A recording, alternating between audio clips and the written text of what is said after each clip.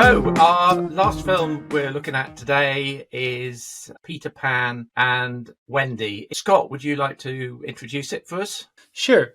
So, Peter Pan and Wendy is a live-action retelling of the classic J.M. Barrie story. This one has been directed by David Lowery, who you might know from films like The Old Man and the Gun, The Green Knight, A Ghost Story, or indeed Disney's live-action version of Pete's Dragon. Here's a clip. Peter. Captain, it's Peter Pan. Never say his name. The animated version is 95 minutes long. This is 1 hour 46 minutes long. Ooh. And boy, did it feel like it. It is unnecessary. It is padded.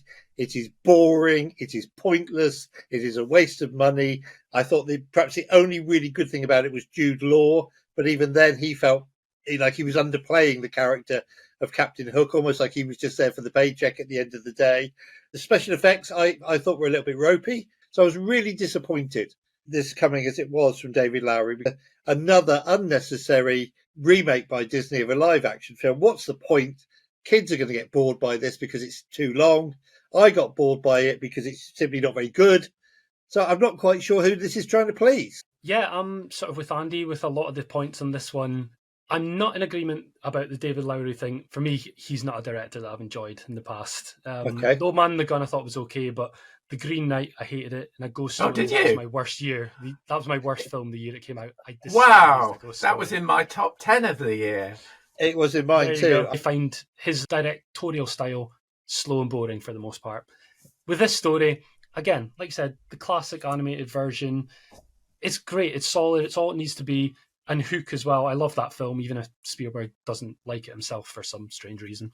With this one, I thought when it started, I was like, okay, well, this is okay. It's nothing special, but it's a fairly faithful retelling. Fine, we're going through the motions. But once it got half an hour, 45 minutes in or so, I was like, okay, now I'm just bored. This is too dull.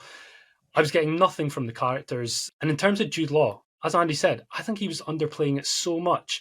He seemed to be taking it so serious, and he was almost too subtle, which Captain Hook should not be subtle. This one's definitely a flop. So Scott and Andy's scores give it an overall rating of 3.5, making it a decisive.